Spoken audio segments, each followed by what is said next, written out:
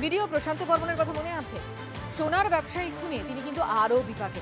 ৭২ ঘন্টার মধ্যে তাকে আত্মসমর্পণের নির্দেশ দিয়েছে আদালত এবং তার আগাম জামিনের যে আবেদন সেটা খারিজ করে দেওয়া হয়েছে। সেক্ষেত্রে আদালতের পর্যবেক্ষণটা ঠিক কি জানবো এই মুহূর্তে। আমাদের চিফ রিপোর্টার সিজার মন্ডল আমাদের সঙ্গে রয়েছেন। সিজার, দেখো, স্বপন কামিল্লা খুনের ঘটনায় এফআইআর এ প্রথমেই নাম ছিল রাজগঞ্জের ভিডিও প্রশান্ত বর্মনের। সেই মামলায় আরো 5 জন গ্রেপ্তার হলো। প্রশান্ত বর্মনকে গ্রেপ্তার করা হয়নি এবং প্রশান্ত বর্মন বারাসাত আদালত থেকে আগাম জামিন পান। আর সেই আগাম জামিনের বিরুদ্ধেই হাইকোর্টে গিয়েছিল বিধাননগর পুলিশ, এবং যেটা আজকে তীর্থঙ্কর ঘোষের বিচারপতি তীর্থঙ্কর ঘোষের বেঞ্চ স্পষ্টই জানিয়ে দিয়েছে, আগাম জামিনের ক্ষেত্রে খুন বা খুনের চেষ্টার মতো হিনিয়াস ক্রাইমে আগাম জামিনের ক্ষেত্রে নিম্ন আদালতের যে যে বিষয়গুলোর ওপর নজর রাখা উচিত ছিল, যেগুলো ক্রাইটেরিয়ার ভিত্তিতে আগাম জামিন দেওয়া সম্ভব, সেগুলোর মাথায় রাখেননি নিম্ন আদালতের বিচারক, এবং সেই কারণেই এই ধরনের একটা ঘটনায় প্রশান্ত বর্মনের আগাম জামিন বহাল থাকতে পারে না। পুলিশের যে আবেদন সেটাকেই মান্যতা দিয়ে আদালত কিন্তু প্রশান্ত বর্মনের আগাম জামিনের জামিন খারিজ করেছে এবং আগামী ৭২ ঘন্টার মধ্যে তাকে আত্মসমর্পণ করতে বলেছে।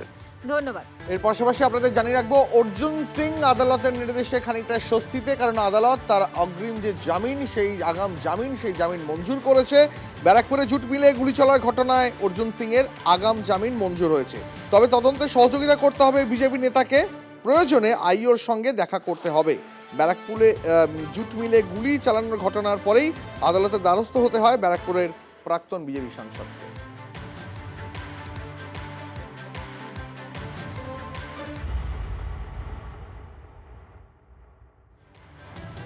নজরুলের পাশেই হাদির কবর, কেন এমনটা করা হয়েছে এ নিয়ে প্রশ্ন উঠতে শুরু করেছে। ক্ষুব্ধ কবি তীর্থ, চুরুলিয়া ও কাজী পরিবার। বাংলাদেশের জাতীয় কবি নজরুল ইসলামের স্মৃতি আদৌ অটুট থাকবে তো?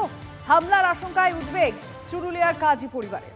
আততায়ীদের গুলিতে নিহত ভারত বিদ্বেষী কট্টরপন্থী নেতাকে কোন যুক্তিতে কবর দেওয়া হয় মাথায় ঢুকছে না চুরুলিয়ার বাসিন্দাদের। নেপথ্যে রাজনীতি দেখছেন কবি পরিবারের সদস্য সোনালী কাজী। যতদূর আমরা জানি বা ওখানে গেছি, ওখানে জেনেছি, কয়েকজন বিশিষ্ট কবি এবং কাজী নজরুল ইসলাম ওখানে ছিলেন। তারপরে আর কারো কবর ওখানে হবে না, এটাই আমরা জানতাম। কিন্তু এই পরিস্থিতিতে আমরা সেটা দেখে খুব মর্মাহত, এবং কাজী নজরুল ইসলামকে মানে এক করে দেওয়া হলো একটা ব্যাপার।